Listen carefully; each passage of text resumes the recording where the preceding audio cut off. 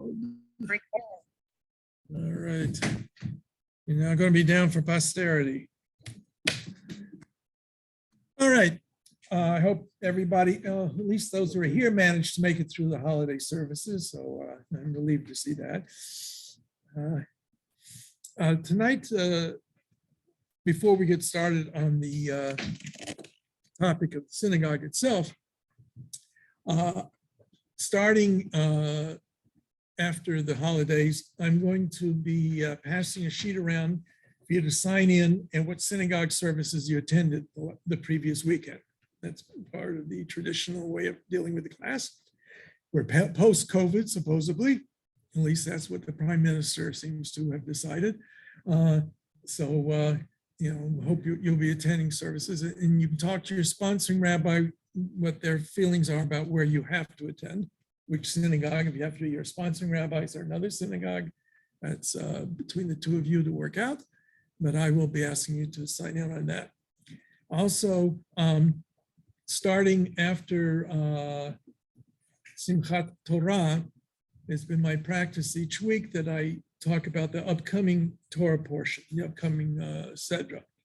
So we'll talk about Breshit in a couple of weeks, Genesis, and then each week we'll go through it that way, so that when we do the unit on the Torah, you will have the individual parsha at least for a good part of the year that way. All right. Also, I haven't picked them up, but the Hebrew books have come in, and so we will be able to start Hebrew when it's scheduled to be, the Hebrew part of it. Those who live too far away to come to attend the class in person, and they're not here tonight either on the video, I will mail it to them. Okay. All right. Also, we need to have a practice test one of these days. Yeah. Okay, that's just for you to see what kind of things I'm going to ask of you and that sort of thing. But it will not count for anything other than for your knowledge about how I give a test. Okay. All right. So the synagogue it has several different names that are associated with it. In English, we call it a synagogue. In Hebrew, Beit Knesset, which literally means a house of assembly or house of congregation. In the word synagogue, it derives from the Greek. You may hear the term shul. Shul comes from the Yiddish, and shul or shula, some would pronounce it shula, or even shil. There's, depends on what part of Eastern Europe you came from for the pronunciations. Actually, it means school. All right, school in English, the SCHOOL is shul. That's from the German derivative, because the synagogue was also the location of schools. And in modern usage, especially in the Reform movement, the word temple is often used as part of a synagogue name. When we talk about Reform and Conservative and Orthodox Judaism in the spring, we'll go over why that terminology was used specifically by the Reform. Excuse me. But whatever you call it, the question is, what is it? Where does it come from, and why is it? Who, what, when, and where? We don't know the origins of the synagogue. The Bible, of course, has worship centralized around the Beit HaMikdash, around the temple. In earliest Jewish practice, the major way of relating to the divine was through sacrifices. And it was a struggle in ancient Israel to centralize that sacrificial system. Much of the book of Kings deals with part of the struggle to make the sanctuary in Jerusalem the sole sanctuary for offering sacrifices. And yes. Why was that? Why would they want to centralize it in just one place? It's a hilly, difficult place to get around. If you want folks to actually observance, why not have it decentralized? Or it might have anything to do with the priestly hierarchy and the tithe. Well, I think, the tithe, no, because the priests would go to local, lived in different places. They didn't live all in Jerusalem. So they would go pick up their tithe in their local farmers market. But you couldn't pray that. No, where you could pray. But prayer as an institution really didn't quite exist. Fine, you couldn't do the ultimate. Yeah, It's well, not no, like- the sacrificial system was central, no question about it. Now, why was it centralized? That may be part political. If you look at it from a historical perspective, when we talk about the Bible in general, some think that the book of Deuteronomy is much later in composition. We'll go into that much later on in the class. But Deuteronomy emphasizes the central sanctuary, that you should offer sacrifices in one place. And if you have sacrifices in one place, there's more control over what takes place. It may be related to politics. The sanctuary often is, we see with King Solomon building it and how it's sometimes associated with the king, the ruler. So certainly that might be a factor if you're looking in the broad geopolitical spectrum of it. But it doesn't sound God-given, especially since once they divided into two, north and south, you ended up with two places that were official. Go figure. Well, that was clearly political. That was very clearly political. We saw, we're getting a little ahead of us, but the two kingdoms, Israel divides between a northern kingdom and a southern kingdom. And in order to maintain control, the northern kingdom sets up their own central sanctuary. But again, it was a central sanctuary. Even though they had local places too, they tried to centralize it in one place. Agreed. Right? But they had two central places. Well, because You can't they have were two two, well, but one places. You can Well, only have one place. there wasn't a United Kingdom. That's not a good question. The kasha, if it would be a good question if it was one kingdom with two centralizations. But you have two kingdoms, of course they're going to have their own But centralizations. it's only one God. That doesn't make any difference. Yeah, wherever you are, you can worship God, and you can worship God in many different ways. But again, the basic point is it does cause a great problem. It is a serious problem. The centralization of worship means, what do you do if you live in Eilat? What is it central? What is it centralized? I can't give you an absolute answer to that. Yes, Just, could it be just that we were like humanity as a more of a people then, like we were all in a central area, so that's why it was. no, because I don't think that it's a possibility, but you don't forget, we have the different tribes. The kingdom under King David and under King David and King Solomon compromised everything from the north of the Negev up to the Galil, and even a little bit further eastward towards into Syria. That's a good distance. And it wasn't simple to walk from where you were, even or to ride your horse or whatever kind of transportation you had to get to Jerusalem. And that affected a number of things. We mentioned the other, but every year you're supposed to bring your first fruits to the temple. You're supposed to show up 3 times a year to the temple. Now that may have been, if you don't accept the divine origin of the Torah, there's a lot of easier answers to make. Political, financial reasons for it, unifying the kingdom that way.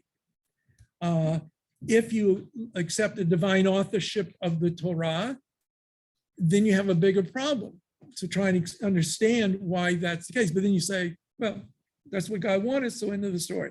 Yeah, that's always an easy out. Okay, so I can't give you a good answer. I can give you a good answer why the synagogue develops in part, not just a reaction to the destruction of the temple, but also as a reaction to the existence of the temple. Right? We don't know anything about the first temple period, about local worship.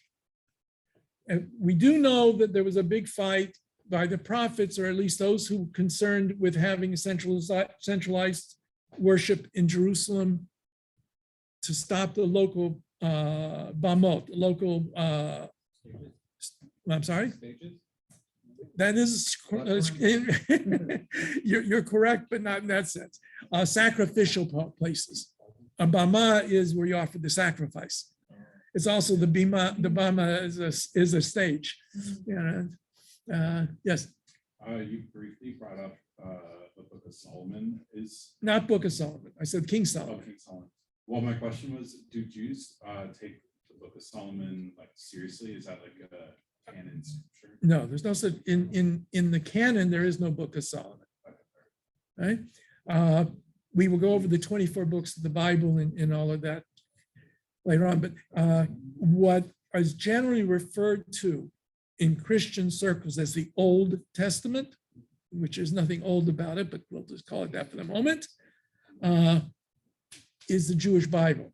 The 5 books of Moses, the prophets, starting with Isaiah, Jeremiah, Ezekiel, and then what they call the 12 minor prophets.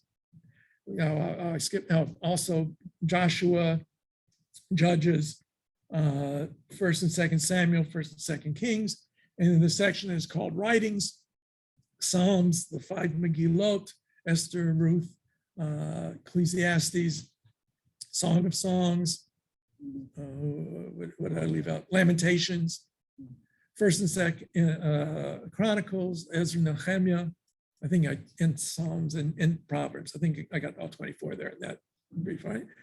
Anything else is not part of the Jewish Bible. Well, sometimes referred to as the Apocrypha, was never part of the Jewish, well, never became part of the established, accepted mainstream Jewish Bible, for lack of a better term we use today. We do know some of those books were found in amongst the Dead Sea Scrolls, and that's, but, all right. Okay, so getting back to the central issue here. When you had a temple,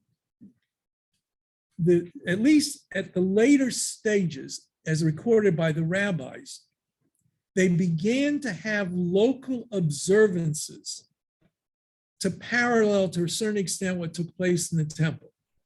Now, whether or not this is a reading back into time or this is an accurate description of what took place, we're told that the priests, even though he started off with Aaron and his sons, they became a goodly number of people. And they divided up into 24, and they call them watches. Shmirot, but what does that mean?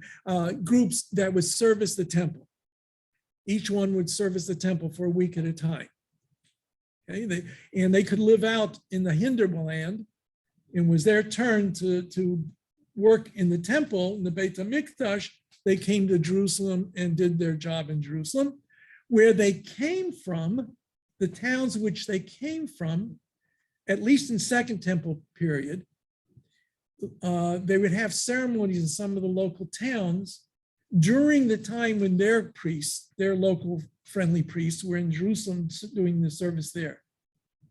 So there was the beginnings of something related to that. Okay, like I say, we know that this is mentioned clearly in rabbinic sources for Second Temple period, and the rabbinic sources almost always assume that the First Temple period was the same. Whether or not it's historically accurate is a very good question. Okay.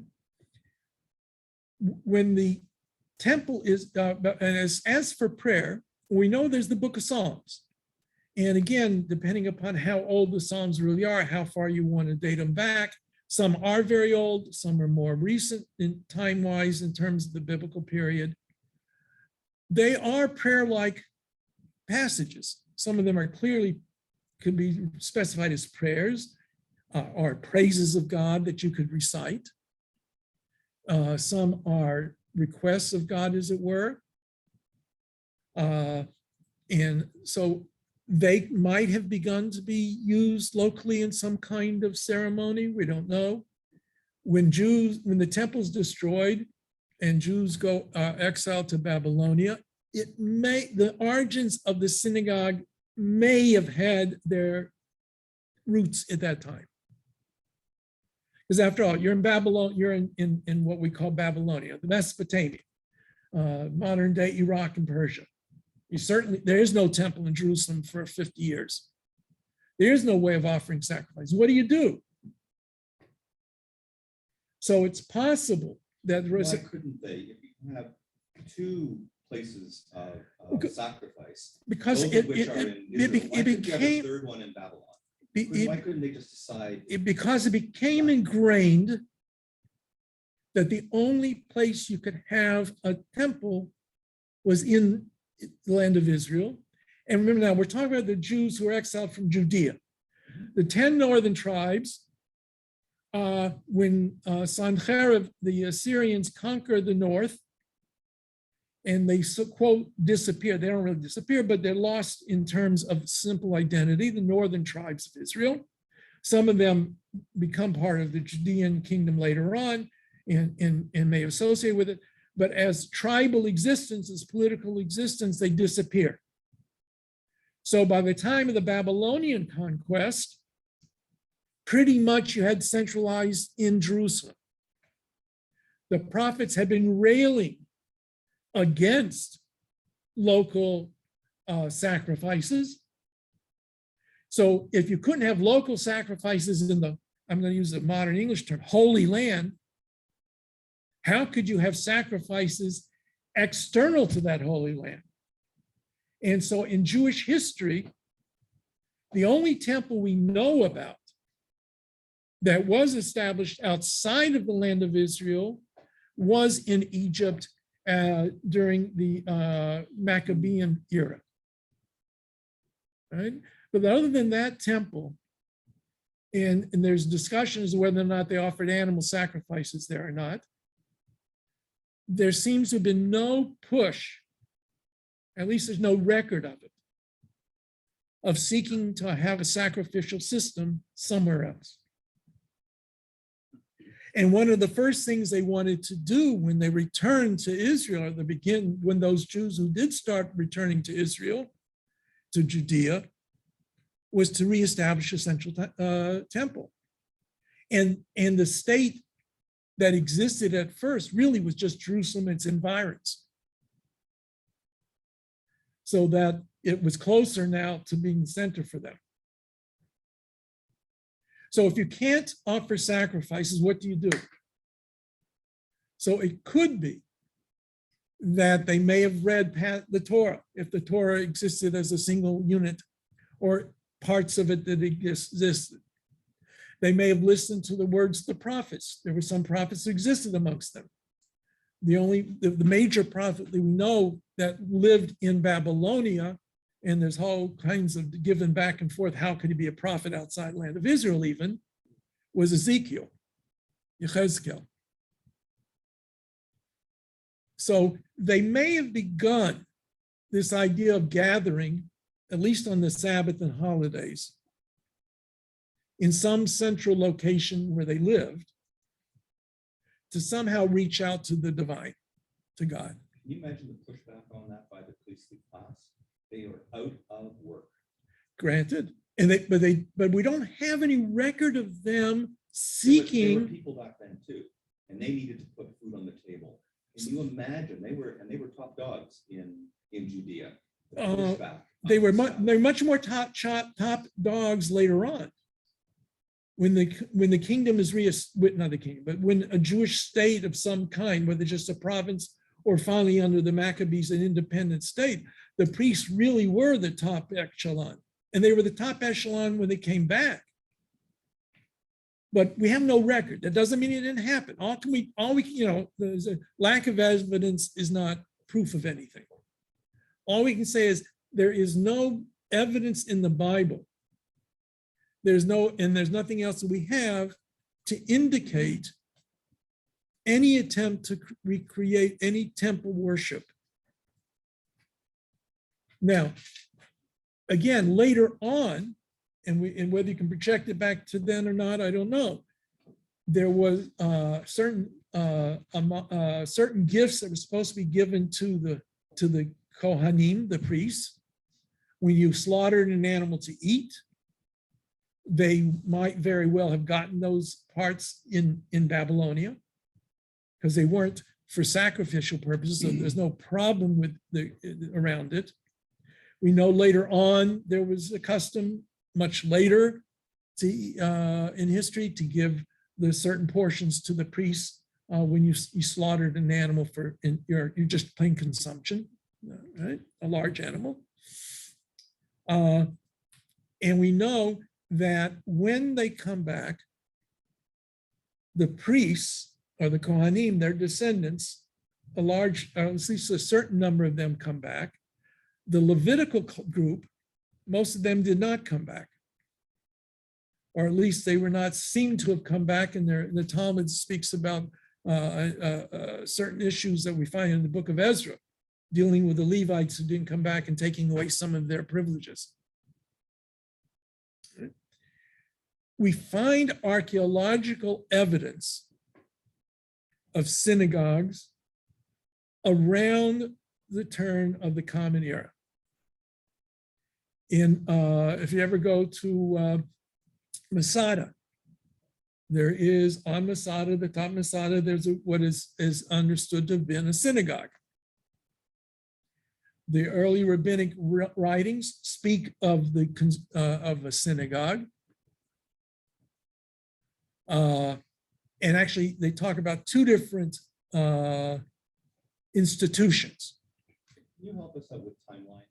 What, like, where BC are we talking about? The beginning of the Common Era is no longer BCE. Okay, so we're talking about the Common Era. The Common Era, starting with the Common Era. I say Masada was originally, or at least built up by Herod the Great, King Herod, somewhere in the, I think in the 20s or 30s before the Common Era. We usually say BCE instead of BC. BCE stands for before Christ. So the Jewish tradition is generally say BCE before the Common Era. Similarly, we don't say AD, Anno Domini, the year of our Lord, but CE, the Common Era. So we begin to see true evidence of the existence of this synagogue, not when King Herod built his fortress up there, but by the year 72, when Masada is conquered by the Romans, they had a synagogue there. We find ruins of synagogues from the year 100 on. We find existence of synagogues. The New Testament, which the earliest it was probably composed was around the year 70 of the Common Era, mentions synagogues. All right, so it's literary mention of synagogues. Not only is there literary mention of synagogues, it's mentions synagogues outside of Israel, where the apostles go to seek converts to their new religion, is usually first at a synagogue. Some of the New Testament has some stories about Jesus appearing in a synagogue. So these are literary evidence of it, and there is various archaeological evidence starting with the 2nd century onward. What took place in those earlier synagogues, we don't know either. All we have for evidence is what begins to develop in rabbinic literature. Okay. How can it be that we have so much before, 24 books, thousands and thousands of words, and then there's this big, long, centuries-long gap of absolutely nothing? That's not correct. There's no evidence, no evidence, no evidence. No, I said there's no evidence of the synagogue per se, archaeological evidence. Books were being written. According to rabbinic tradition, or at least what became accepted in rabbinic circles, the age of the Bible, again, I'm using that term, it's a modern term. The rabbis never used the term Bible, but the age of prophecy ends around the time of Alexander the Great, around 330 BCE. Any book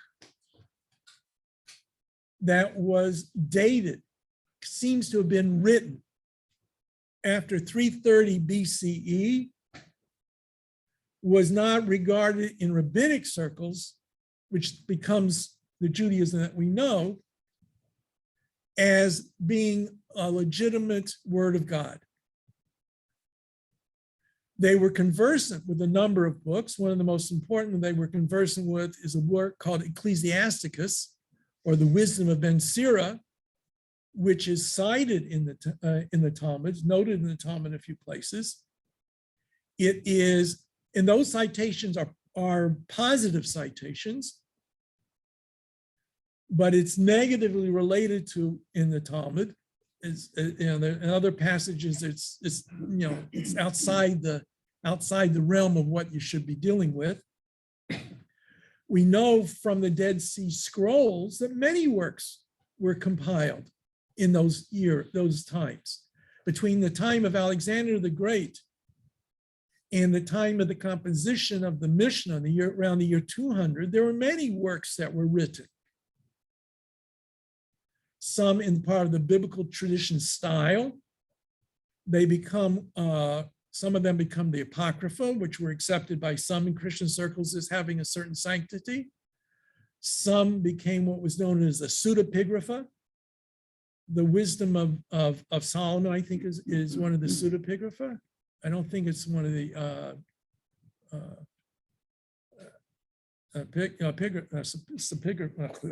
Apocrypha, excuse me. And there are other works that didn't even get into the pseudepigrapha. Okay?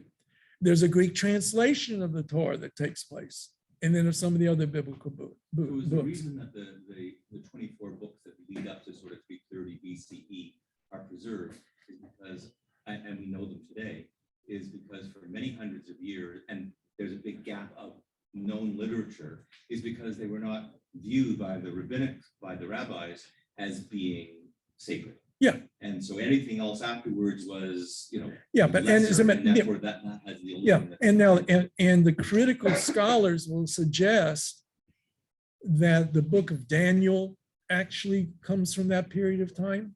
It's post where the rabbi said it should have been. They believe that the book of Daniel is contemporary with the books of the Maccabees, and claim that the prophecies in Daniel are actually a reference to the same situation that took place at the Hanukkah time. But the rabbis saw it as being earlier because there's a Daniel who's mentioned in the Bible as being earlier in history. And so they associated that book with him. Okay. There is a question, one second. There's a question in the book of Job. Nobody knows when Job was written. That's a real big problem. There's some might even suggest some of the Psalms are as late as that. But the basic idea is that, yes, anything that was found to be after that time was considered to be out of the canon. But the canon itself was not really decided upon until around 130, 140 of the Common Era. The Talmud talks about what are the books that we consider to be holy. Actually, it's a funny thing. These are the books that render your hands ritually impure if you touch them. We'll talk about it more another time, all right? But yeah, so for good or for bad, the rabbis said, these books are in and these books are out. Censorship. You want to call it that? Okay, I will. But anytime you choose something, it's choosing always a censorship. Yeah. Curate. Curated. That's a much better word. They curated. Yes. You may have answered this already, and it just went over my head. What was the reason why after 330 BCE that the books after that were considered lesser? Well, I think the real reason, I mean, the rabbi says the age of prophecy is over. I think the real reason is the world changed. 330 is Alexander the Great and the introduction of the Greek world into the Middle East. And the impact that that had upon the culture and life of that era was so great that I think the rabbis felt it. And again, now we're talking about several generations later. They felt that somehow a change had come about. Right? That at least I think is the dominant theory. I'm sorry? When did the second temple get, when was the destruction of the second temple? All right, just to give you a timeline, the first temple was destroyed 586 BCE, Yeah. second temple 70 CE. Okay. Some of that should be in the readings that I asked you to read. Also in the brief history, but in terms of like the Alexander the Great, this is like years after everyone kind of dispersed diaspora, like. No. Give you a brief time. I'll give you a timeline sheet later on because we got to get back to the synagogue eventually. But that's how this class works. It's how the Talmud was compiled. Oh, wait, it was after the first. All right, look, roughly 1200 BCE Yeah. is dated as the time of the conquest of the land of Israel. In that time, around that, in that era. King David and King Solomon is dated around the year 1000. 722 BCE, Sanherib destroys the northern kingdom of Israel. 586 BCE, the temple is destroyed and the ultimate exile. You know, some of the exile already come to be, but around 586 BCE, the temple is destroyed. The major exile takes place then. Approximately 70 years later, there's a return, at least of some of the people, to the land of Israel, the rebuilding of the temple. Roughly 330 BCE is the conquest of Alexander the Great, bringing Greek culture and that big impact. 165 BCE is the Hanukkah story. Romans pop up in around 70 BCE, I think it is. Second temple is destroyed 70 of the Common Era. There's a timeline in the brief history. Yeah, it should be in, yeah. Okay. Yeah. Yeah, that's roughly the time. I think I matches times. You know, some of those are debatable what they happened and what have you. And then there are many issues. Like one of the issues we know is that what we call the Persian period in rabbinic circles in the Talmud, they abbreviate it. Like 150 years just disappear. They just don't exist in the rabbinic timeline. How and why, we don't know. But when they did their timing of things, they just, maybe because it was very boring. You know, nothing happened, so nobody felt it was worth remembering. I don't know. Okay. All right. So we begin to see the creation of the synagogue. We know, what do we know about let's start with a little architectural discussion. Any room could be a synagogue. This room could be, and probably is as big as many synagogues used to be. From the ruins that we have, we can ascertain certain things. The oldest synagogues, generally speaking, had their opening door, you entered from the east. So, all right. And so the doorway was facing towards the rising sun. Similarly to the temple in Jerusalem. The temple in Jerusalem was organized on an east-west side axis. And the Holy of Holies was on the western end of the temple. And the main gate to the Temple Mount, temple area, excuse me, not Temple Mount, was on the east. So the synagogue in some ways parallels the temple. All indications are that early on you entered from that eastern entryway and then you turned around and faced east again, okay, for worship. So you're worshiping in the easterly direction. There was no ark there was no repository for Torah scrolls. It is hypothesized that when Torah scrolls were needed, they were brought into the room. Otherwise, they were kept in a separate chamber. At some point in time, the orientation changed. The entryway became from the west, usually from the western side of the building, or the opposite. Let's put it this way. The orientation began to become so that you were facing towards Jerusalem. So if you're in northern Israel, the synagogue faces more or less southeast, depending upon exactly where you are. In the south, you'd be northeast, which is what is still today. Outside of the land of Israel, if you're in Babylonia, you faced west. If you were in North America, traditionally, we face east. So the western entryway means you walked in, you walked straight in, you didn't have to turn around and face the opening. And at some stage, there became a permanent niche on the eastern wall for the repository for the Torah scrolls.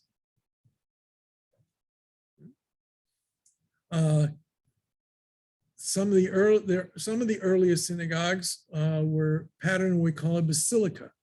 I mean, today we think of a basilica, we think of a church. Basilica was really just a popular way to build a large hall. It would be rectangular in shape. You'd have two rows of columns, of pillars going down. So you basically divide the room into three sections, three parallel sections. The middle section usually being the largest. Then you have pillars, and then you have the outside wall. And those pillars, of course, for the roof, what have you. One of the in some of the major synagogues that you go to on tours in Israel, that's what you will see. You go to Kfar Nachum, Capernaum, which in Christian circles is very big because it's mentioned in the New Testament. Supposedly that's where Jesus went to the synagogue. The synagogue that was there post-dates his era, so it's unlikely he actually set foot in that building. But that doesn't mean there wasn't a synagogue there before. As a matter of fact, usually what happens, synagogues are built on top of old synagogues, or churches on top of synagogues, synagogue churches, temples, all kinds of things. Some of them were just very plain. Some of them had very ornate decorations, mosaics on the floor. If you go to Beit Alpha, which is a kibbutz, Beit Alpha, there remains a very old synagogue, and they have on the floor, when Kibbutznik was plowing, and then they found the synagogue underneath them. And there is an interesting mosaic that was the floor of the synagogue. It was probably copied from a mosaic at another synagogue. Why? Because this is a little more clumsy, not quite as. There's a full-scale reproduction of it at that set. Yes, on the floor there in Betzek, you're right. That's in Betzek, you can see the mosaic. That's in the hallway there. I forgot about that. Thank you. You can see it online too. What's interesting about it is it has a mosaic in the middle. That mosaic is the zodiac. And we know that the zodiac was found in Jewish tradition usage as well. And in the middle of that zodiac is the a chariot for the sun god, or the chariot of the sun, S-O-N, no, S-U-N, okay? And similarly, there are a number of places where some of these symbols, which are considered to be pagan, were found in synagogues. There's a famous synagogue called Dura Europa, in which numerous mosaics were found, not mosaics, paintings are found on the wall. of biblical scenes. Again, that seems to be contrary to what eventually becomes the accepted Jewish tradition, that you don't have images around. And it may be that this was not accepted by the synagogue elders when the first came up, but a lot of them had their eyes gouged out. So maybe that made it kosher later on into the eyes of later synagogue goers. But it's a fascinating situation to have this kind of painting in the synagogue. They're all biblical, they're biblical scenes, and amongst many of the biblical figures, the heroes of the Bible, there would be a square rectangular box behind them, which later on becomes the halo. What is the relationship between those pictures and those artists and later Byzantine art is an interesting question. Is one dependent upon the other? They relate to each other. I remember hearing a lecture one time, the claim being that Byzantine artists took their cues from these Jewish artists because again, it's the, I don't know the reliability of it, but the claim was that the earliest Byzantine church paintings were of all old, quote, Old Testament biblical figures, and only later New Testament. Take it for what it's worth. But it does have a very Byzantine look to many of the pictures there.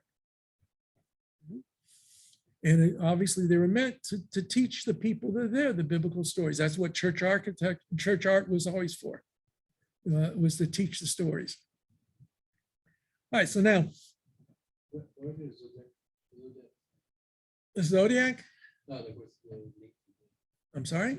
What's the link between Judaism? Well, the idea of the zodiac is an ancient idea, right? And the idea that the stars somehow can have impact upon life is an ancient idea. Some Jews accepted it, some Jews rejected it. It finds some degree of acceptance among some of the Talmudic rabbis. And post-Talmudic, there's a big debate on whether or not the stars have any influence or not. So, you know, and there is that strand that does exist in Jewish history of back and forth on that particular issue. All right, now, another unique feature of the earliest synagogues seems to be that in the front of the room where the person who would conduct the service would stand was not high up, but dug down. And based upon a verse in Psalms, Mima Akim Karaticha Ika, I cry out to you from the depths. So the person leading the service would be lower than everybody else. I don't know when that changed about. Another question that we have about the earliest synagogues, especially the ones that were the basilica plan, was some of them seem to have had a staircase on the outside of the building, a stairway, which obviously means it's going up to the roof or to the top. What was its purpose? Now, in Orthodox circles, clear proof that a mechitza existed in ancient synagogues. Because otherwise, why would you have something going upstairs for anybody to go up the stairs? But there's no Talmudic statement anywhere that says you had to have segregated services.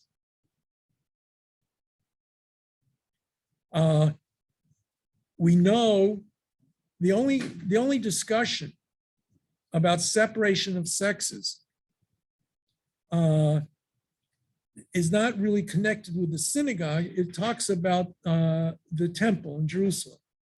Remember when I talked last week about during the week of Sukkot, there was what we call Simchat Beit HaShoeva, all these festivities that took place during the Sukkot time. there's a record that they made an innovation that originally it would be clear when nothing big was going on. The temple, think of the temple as this rectangular shaped area, divided in the middle. On the western side of that was be the temple itself, the real temple, and the altar where the sacrifices were offered. And the front half is just a courtyard where people would gather. And there's a doorway leading from one to the other. And if you were bringing a sacrifice, you would come in through that outer courtyard. And it seems that women were not allowed past that central barrier. Right? They could come into the outer courtyard. That's why it was called Ezrat Nashim, the women's court.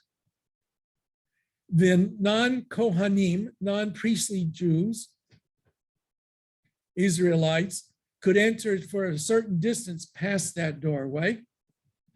And then they couldn't go any further than that. So if a woman was bringing a sacrifice, she might go up to the door and no further than that. And then discussions back and forth, okay? So obviously men and women were there together during the normal season, the non-high holiday season, non-busy season, non-tourist season. But Simchat Beit HaShoeva was a big deal. The temple courtyard was packed and men and women were together. And With their that's cows. what? With their sacrifices, their cows. Well, during not necessarily the sacrifices, just the festivities that were going on as well. They could have, I said normal times they would bring their sacrifice. On Simchat Beit HaShoeva, they may have been there just to watch what's going on. Okay. The point being, they were mixed. And well, that wasn't such a good idea. Where does sacrifices go? Well, therefore, you're backtracking now. Just simply to say, to connect you to God. Right? The simplest answer is connect you in some way to God, to worship God. Sometimes their act of purification was part of it. Sometimes it was a Thanksgiving offering. Sometimes it was a nationalistic holiday offering. All of those were part and parcel. We talked about that a few weeks ago. Right? So it says there was innovation. It's not clear what was meant. So they said at first, women were inside and the men were outside. That didn't work, so the men were inside and the women were outside.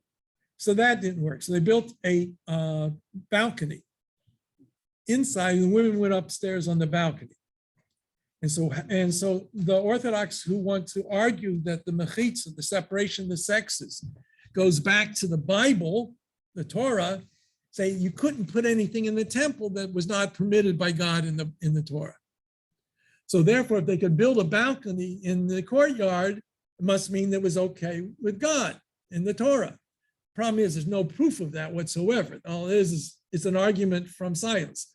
It doesn't say you can't do it, doesn't say you can do it, but so since they did it, they must have had permission to do it because otherwise they wouldn't have done it. Therefore, it had to be done. Okay? But that's nonetheless, all that is talking about what took place in the courtyard of the temple. It doesn't say anything about segregation for prayer. I don't doubt that because of the nature of the society, that women were not as often to be found in the public square. And as later tradition has it, the greatest honor of the woman is at home. I'm sorry? Go figure who made that one up. Probably some old lady. Yeah. All right. But it was the reality of the world, okay? That women, for the most part, and segregation of the sexes at important festival times was also a common Middle Eastern practice. We see that reflected in the book of Esther, Megillat Esther, and where at the very beginning it talks about these festivities that King Ahasuerus has. And the men were together and the women were separate from that. And we have not just in Megillat Esther for that, we have that from Herodotus. Herodotus writes that the Persians, who were big drinkers, he said, they did not have men and women together, at least not women that you would have of honor would be there. Okay. So it's not out of the possibility that women were not present very often in the temple, except when they had to be, and maybe not even in the synagogue in the earliest stages of the synagogue. We don't know. This is again his argument from silence. The only evidence we have is of what looks like a staircase going up to an upper level. We can't know. We know in the Middle Ages, many synagogues did not have a separate section for women. How do we know that? Because some synagogues had a section for women added on afterwards. If you have the opportunity to go to Prague, which is a beautiful city, there was a very important Jewish community there. And we're talking, I'm not sure the dating, 1500, 1600, something along those lines. There was a synagogue called the Alta New Schule, which if you aren't, sounds like the old new synagogue. Because when it was built, it was a new synagogue. When they built another synagogue, that became the old new synagogue, and the new synagogue became the new synagogue. There's a question whether or not that is accurate translation of what the phraseology means, but there's a women's section that was added in the back. Because we see that because there were windows on the sides of the building, and in the back end of the building, there were windows. And on the other side of those windows, we built a room for the women. Does that mean women didn't go to synagogue for the most part before then? And a change in practice came and women started coming to the synagogue. And so therefore, which was not uncommon even in churches, they were segregated. We don't know. A friend of Rabbi Allen, Rabbi Wayne Allen, was once asked a question: can a woman serve as the sandik at a brit milah? The sandik is the individual that holds the baby and holds them down when the circumcision takes place. Okay, we'll talk about that another time. But in his, yes. Are there any like women prophets? There mention of a couple. We have Devorah, the prophetess, she's called a prophetess. Miriam, Moses' sister, is called a prophet. There's a Huldah who is called a prophet. There's some mention in some other places of possibility, but for the most part, we don't have much mention of women prophets. But they did exist to some degree. So anyway, getting back to Rabbi Allen's teshuvah, in discussing it, he comes across a discussion from one of the late medieval authorities who wants to say a woman cannot serve as the sandeket, as the honor of holding the baby, because they come to the synagogue in their Shabbos finery and sit amongst the men. What's the big deal? Well, the Brit Milah normally took place at the end of the synagogue service, which sounds like they were sitting there for their whole synagogue service until time for the Brit Milah. So apparently they had no problem with it, but he had a problem with it. And just to jump a few centuries later, we do know that by the Middle Ages, late Middle Ages, segregation of the sexes at worship was standardized. Men and women did not sit together in a formal synagogue. The interesting thing is that in North America, in the United States, when reform began to enter into the picture, and Germany too, some of the earliest reform synagogues, by the way, had separate seating for men and women. But the Union of Orthodox Synagogues in the late 50s drew a line in the sand and said, if you wanted to belong to the Orthodox Synagogues Association, you had to have a mechitza. You had to have a separation to men and women.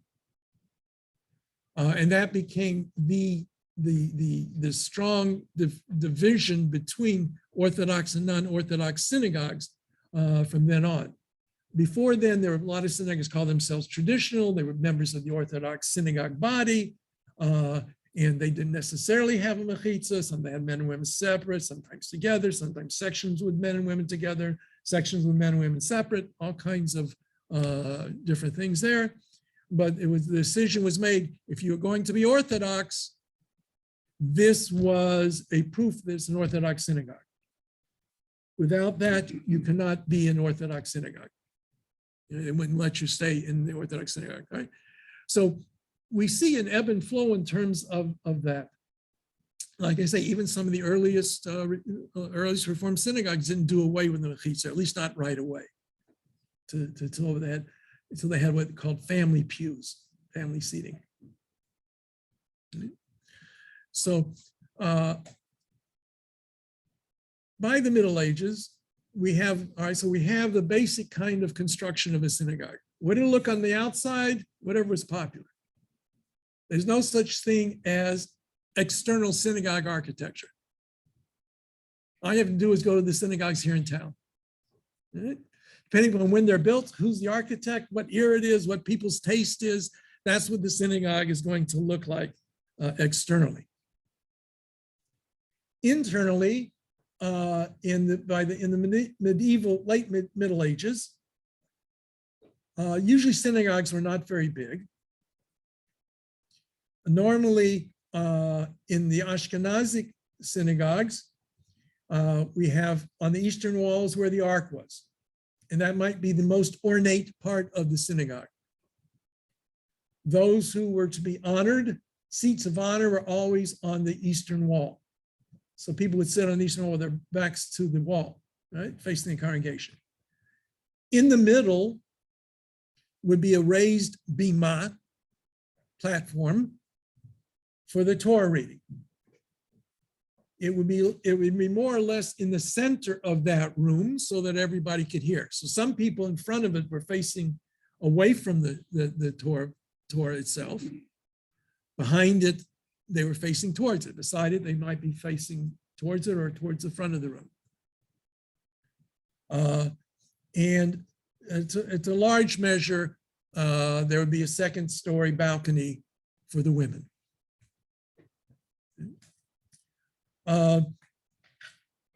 In the modern era, as synagogues got bigger and reform came to be, there would begin to be a change in that setup. In one of the earliest reforms of synagogues was to move everything to the front of the room, to move the reader's table to the front. So everything took place there. In part, it was emulation of what took place in the churches. That is essentially part of the reason for it. A lot of the earliest reforms that took place in Germany was a conscious attempt to imitate what took place in the churches, because their religious leadership felt that would help maintain Jewish identity. That Jews who are leaving Judaism, joining churches, might be enticed by a more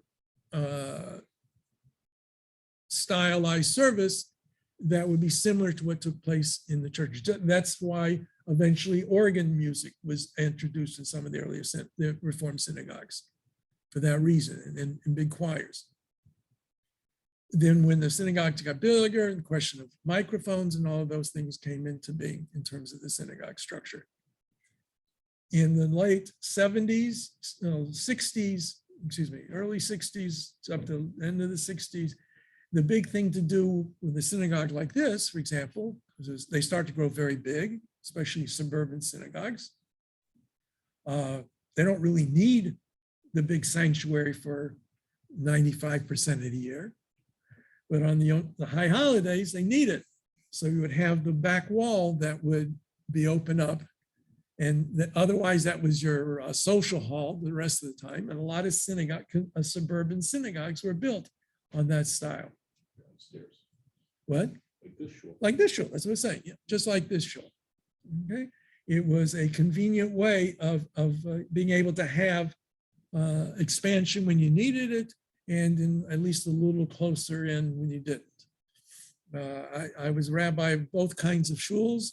I was a rabbi of a shul that had no expansion, but it was this huge empty room most of the time. Right? And then, of course, the synagogues might have various other classrooms and or a mikvah and all kinds of other things.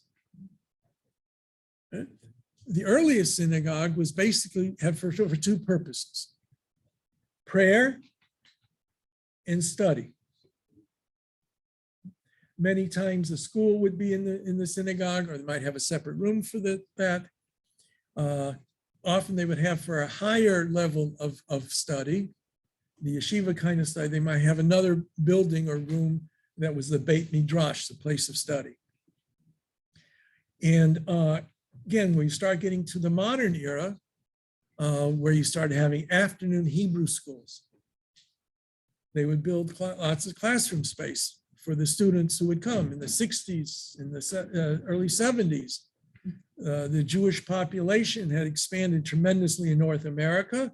The Hebrew schools were very large and overflowing, and many large synagogues would have 1, 2, even 3 bar mitzvahs a weekend.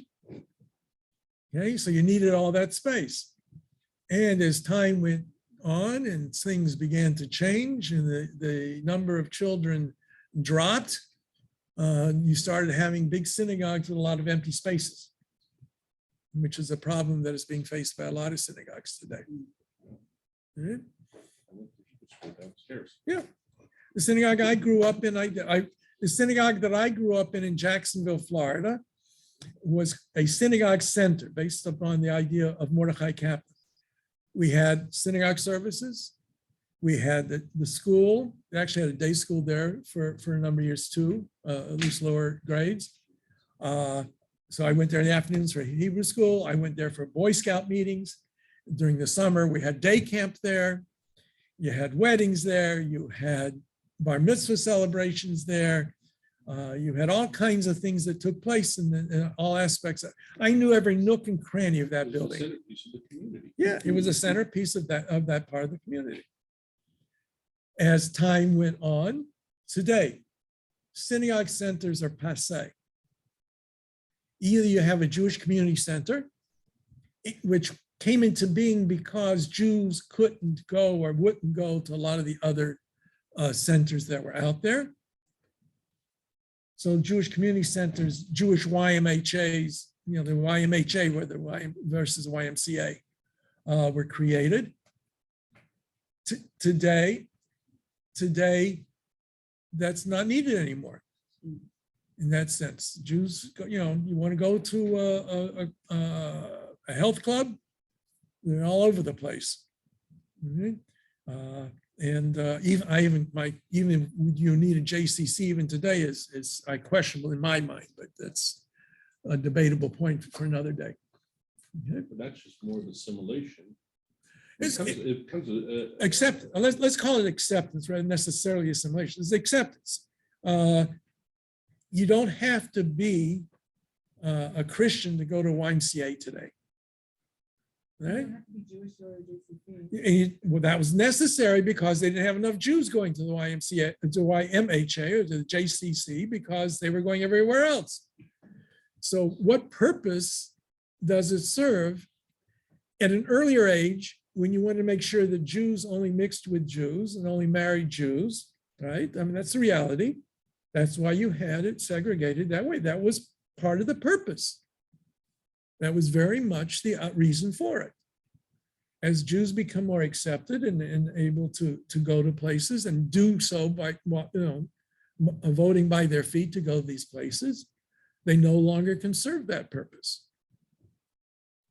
So then you have to have the question, what, does it serve the purpose today? And What is it, the responsibility of the community and all kinds of other things. We'll maybe talk about that later in the spring. Okay. All right. And today, especially, we're seeing a lot of synagogues are merging and all kinds of things going on because of certain reality. Now let's talk about the structure of the synagogue, not architecturally and formatted that way, but what is it? What makes it the synagogue? First of all, what makes it a synagogue? Place of prayer. Do you need a particular building to have a place of prayer? No. You want to control your place of prayer, then you have to have your own facility. And originally, rabbis were not necessarily part of or functionaries of the synagogue. Rabbis were teachers, they were judges. They were not synagogue functionaries. The modern synagogue, at least in North America and in large measure today in Europe, is patterned on the Protestant church structure. Meaning you have to have a minister, and indeed in England, the rabbis of a synagogue are often called minister. Okay? Don't necessarily have the title rabbi. So in the modern synagogue, like this synagogue and other synagogues here in Toronto, the rabbi is hired by a synagogue to serve primarily, or at least first of all, the members of the synagogue. The function of the rabbi is to be the teacher in the major form of teacher in the synagogue, to preach in the synagogue, to guide the religious affairs of the synagogue, to pastor to people who need it, visiting the sick, comforting the people who have lost loved ones, performing weddings and funerals, doing all these what we call pastoral duties. Depending upon the synagogue, the function of the rabbi in the religious area varies. The more traditional the synagogue, the greater the power and the authority of the rabbi when it comes to the ritual religious aspects of the synagogue. For example, when I was a rabbi of a synagogue here, it was clear when it came to ritual matters, I was the ultimate authority. There was a ritual committee to advise me and to be to talk to.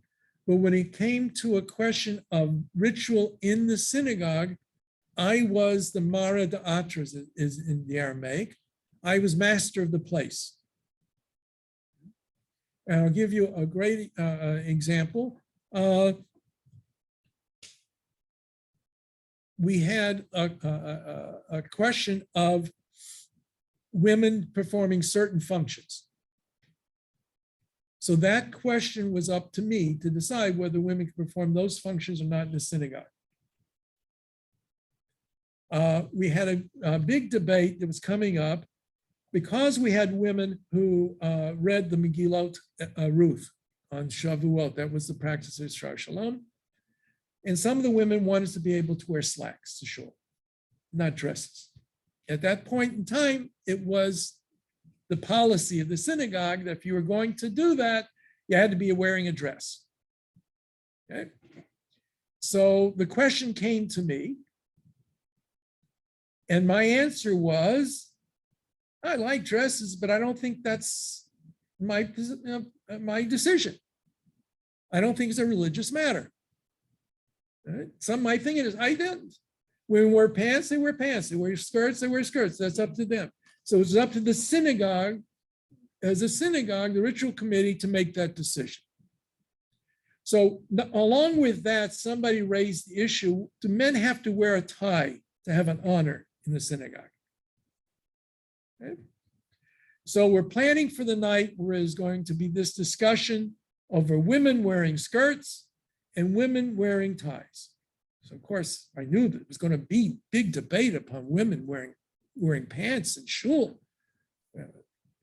We spent, I think, an hour and a half, 2 hours arguing over the wearing of the tie and 2 minutes on whether or not women had to wear a skirt. No to the skirt and no to the tie. So they didn't have to wear skirts and men didn't have to wear ties, but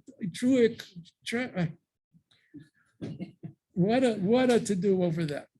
But, you know, there are some synagogues that are very formal. Even still today, the officer, there are synagogues where the president of the synagogue, especially in England, wears a top hat and a morning coat. And if you don't show up in a suit, you can get no honor. There are other synagogues, not just in Israel, but here in Toronto. If you show up, as long as you got a shirt and a pair of pants on, you're okay. You know, there are different styles of synagogues. Similarly, there are synagogues where they want the rabbi to be the religious authority for the synagogue. There are synagogues where they want the rabbi to be an advisor. And the ultimate, and he or she advises to the ritual committee, but the ritual committee decides on what the policy is in the synagogue. This must be a wonderful public conflict. Mhm. Depends on the nature of the synagogue. The very traditional synagogues, well, the very traditional synagogues, it's the understanding that the rabbi, that's his role, posek. That's what the role of the rabbi is. Other synagogues, well, just like today, you know, you go to the doctor. Some people say whatever the doctor says, that's it. And some people want to argue with the doctor on their, you know, it's advisory. Yeah, you want to? I just have a question. At our synagogue, we have obviously the rabbi, we have the chazan, and then we have a parnas. Well, okay, well, all right. Let's go. We're getting to all of these things. Sorry. Okay, that's okay. That's all right. Can you say something also?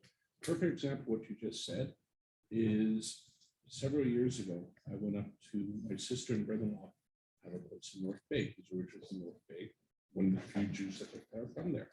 I went up there for Rosh Hashanah. And when I got to Barrie, I realized I'd left my suit at home. Called my sister, said, look, I'm going to be late. I got to turn around. I've got my suit. And all she said is, you're coming to a shul in North Bay. They don't care how you dress, just as long as you show up. This is not Toronto. I'm like, Yeah. North Bay? You sure? Yeah, they needed bodies. Yeah. Well, look, there's no question that situations, communities, and all of that have impacts on all of these things.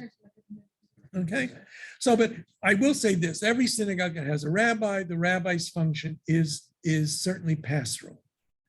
And to speak, to speech, give speeches, to give sermons, to comfort the people who need comforting, to perform ritual services, all those things. That's universal. Okay, even when by Jewish law you don't necessarily need a rabbi. Now, again, when it comes to chanting the liturgy, there is no requirement in chanting the liturgy other than the individual who does it must be considered obliged to do it. I'm using that loosely. Right? In other words, for traditionally, only men could chant the liturgy because only men were required to chant the liturgy. Okay? But any male could do it. You didn't need any kind of formal title, ordination, or anything like that. Still today, in most synagogues, daily services are usually run by lay people. Okay? Those synagogues that became more egalitarian, and similarly, women chant the liturgy as well in those synagogues. It's just a question of knowledge, not a question of your status. I will acknowledge that I have not let some people daven from the Amud because they don't know Hebrew, and they think they do. Right? And that becomes very touchy. Believe me, that was touchy. Right? But however, since, like for example, Rosh Hashanah, there's a very clearly special liturgy that's done. Some places want to have the service more musical.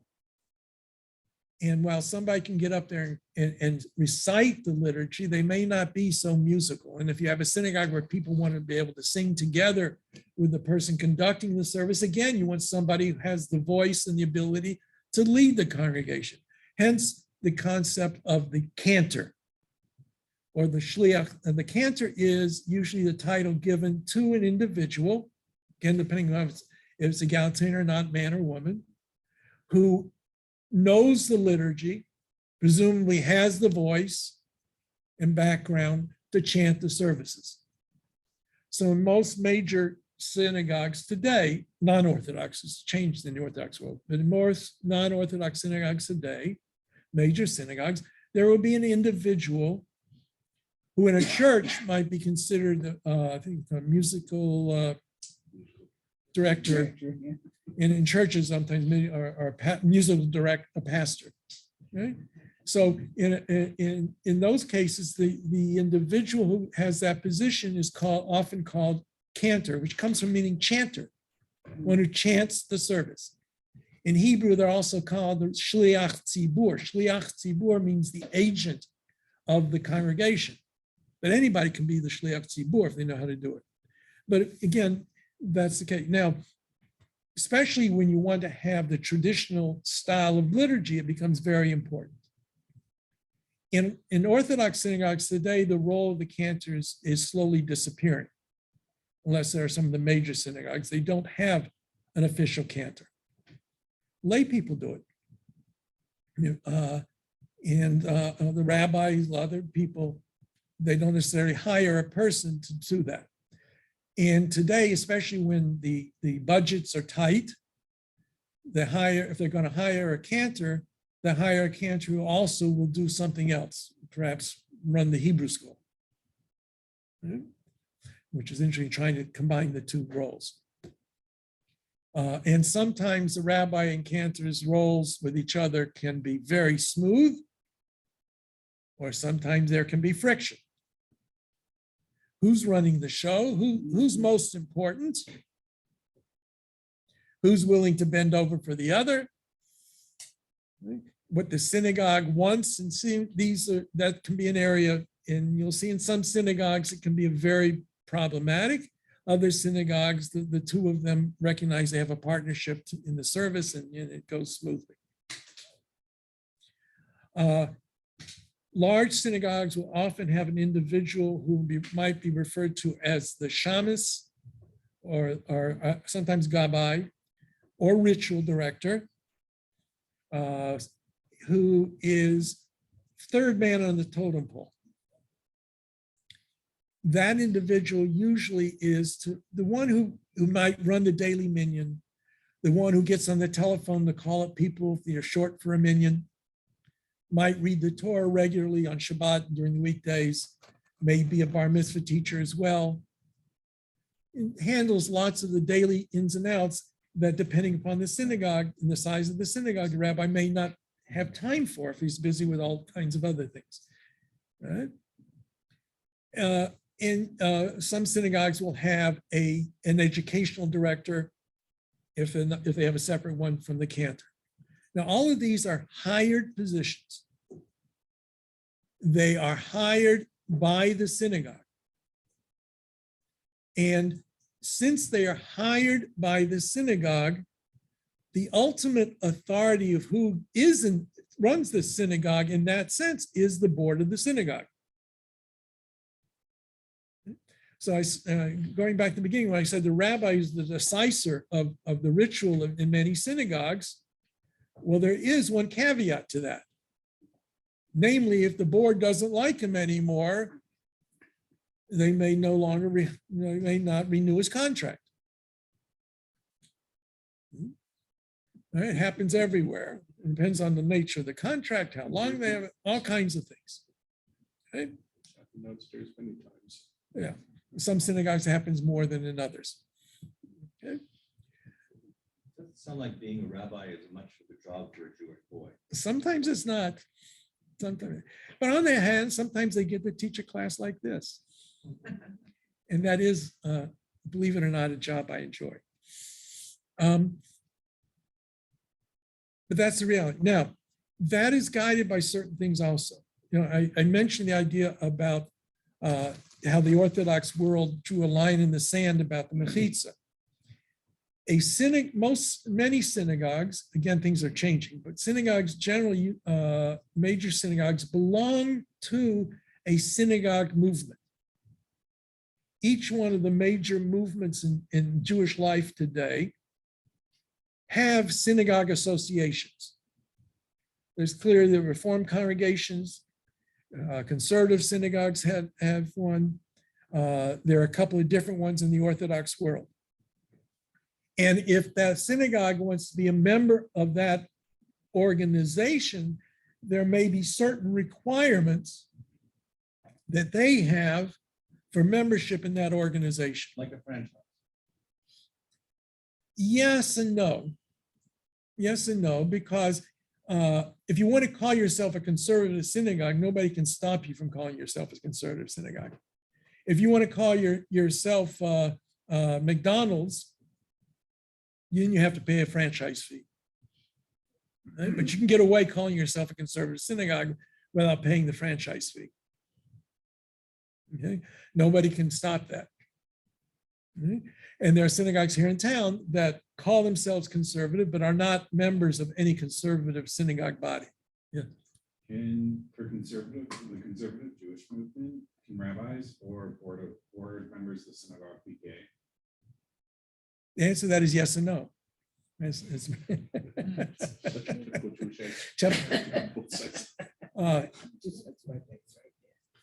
The conservative movement a number of years ago decided to ordain gay rabbis. Each synagogue makes up its own decision whether or not they are comfortable hiring an individual of any particular type. Okay, so that's why I say yes and no.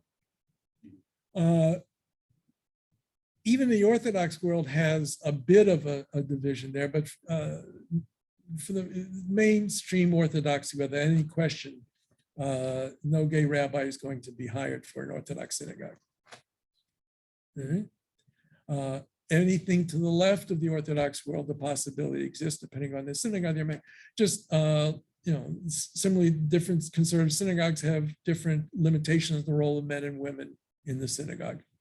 It depends on the synagogue, the rabbi, all kinds of other things like that.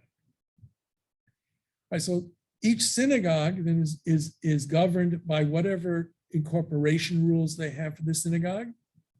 You have a board of directors or various other titles that may be for it, right? And they have whatever powers they're empowered by the articles that they have.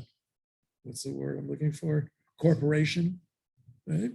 They may or may not hire the rabbi by themselves. They may have to turn to the congregation for approval of hiring or firing a rabbi, cantor, those sorts of things. Some synagogues have certain areas in which the congregation has to decide on it at a congregational meeting, a general meeting. Some will leave that to the board.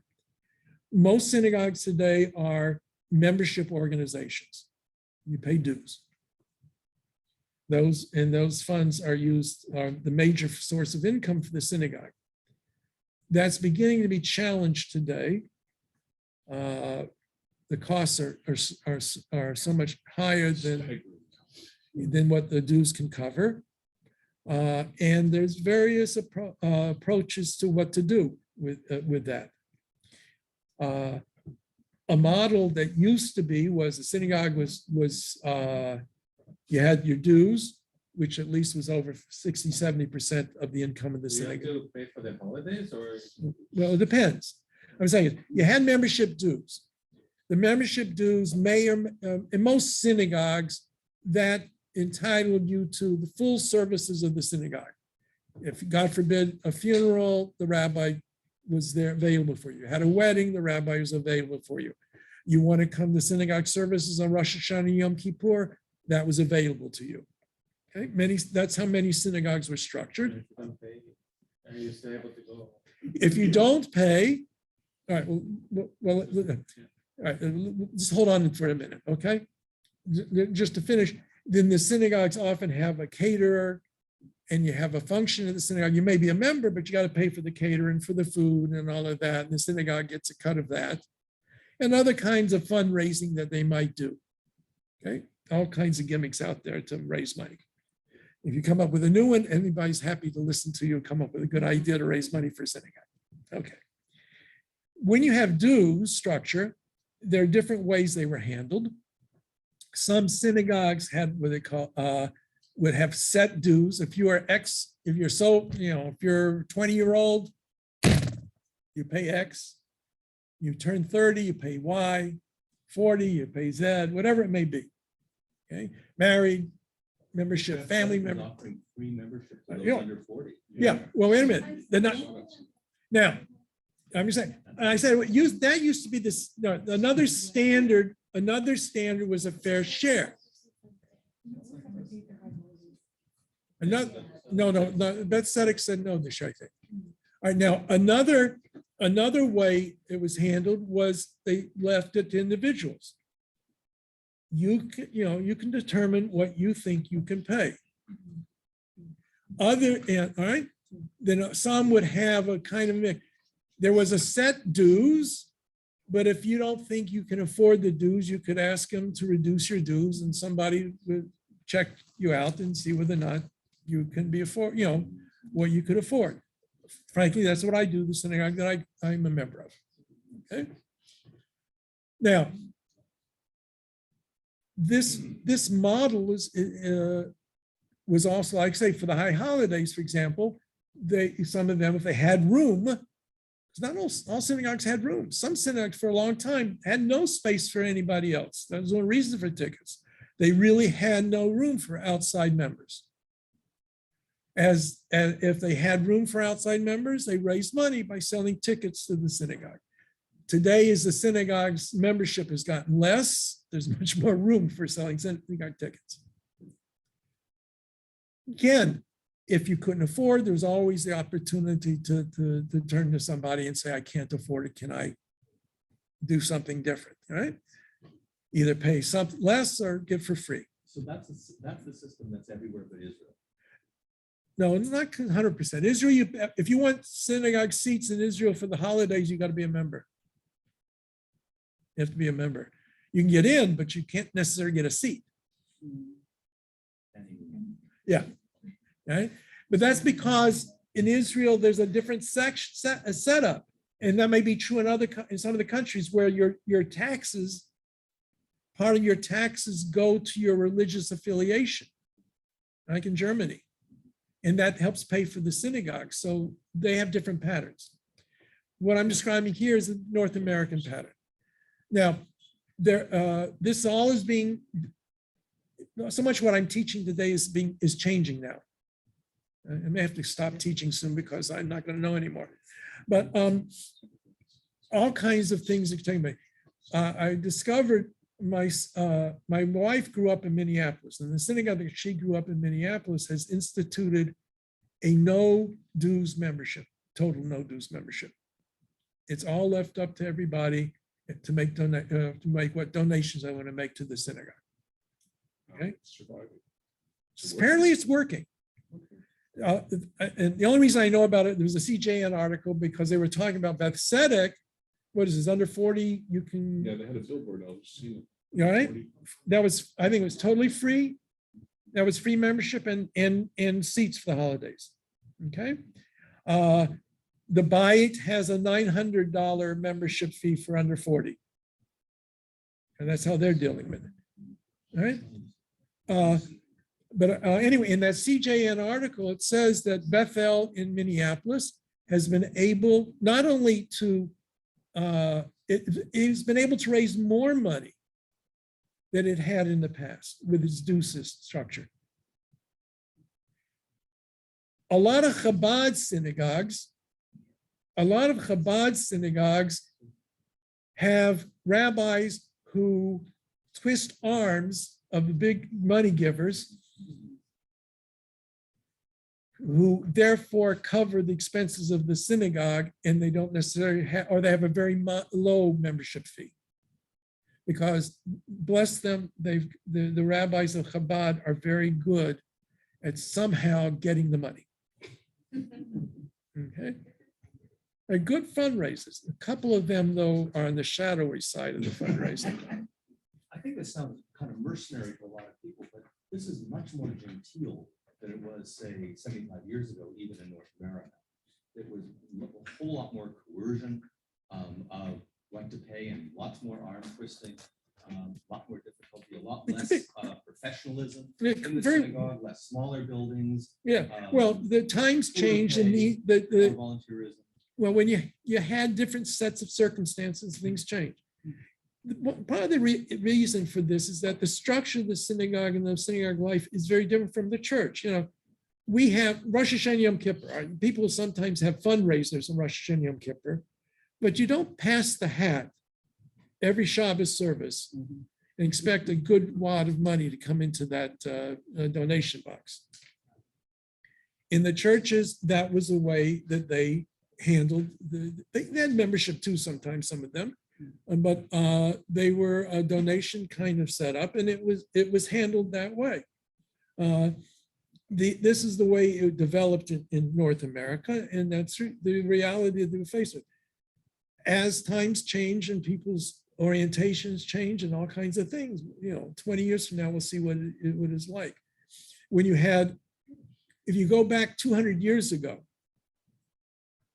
we mentioned Germany. 200 years ago in Germany, for example, and in a lot of European countries, everybody had to pay as part of their taxes money that went to pay for their religious denomination. In Catholic countries, it was only the Catholic Church got any money. They got their tithe. But especially when they had both Catholic and Protestants in the same area, that went to the community. So you had the Gemeinde, the Jewish Gemeinde in Germany was the communal structure. The Jews had a communal setup. The synagogues might be supported in part by people who went to that particular synagogue, but also by the community. The rabbis didn't serve necessarily a synagogue, they served the community. Their salaries may be paid by the community. Some of that came from the funds that they got back from the government. Some of it came from funds that were taxes of the Jewish community, taxed kosher food, kosher meat, candles, bread. It was a tax situation. And that's how they supported their communities that way. Obviously, here you don't have that kind of thing. And so different communities come up with different ways and different solutions on how to support their synagogues. In the end, you have to have something because these lights aren't free. And there are good ways, there are bad ways, and anybody can come up with a perfect solution to it. I'm sure every synagogue would love to hear it. But until you come up with perfection, we deal with the best we can. All right. Anything else, ladies and gentlemen?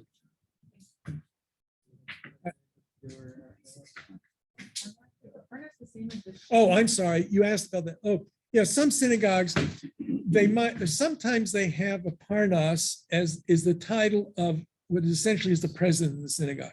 We have a president soon. Sometimes, all right. Sometimes the parnas's role is to supervise the synagogue honors. You notice that he's the one who reads the Torah. They call him Parnas? Yeah. Which synagogue? Shalom. That's Shalom. Okay, I I don't know. Parnas is usually a title given to somebody who supports the synagogue. Usually it means he usually got money.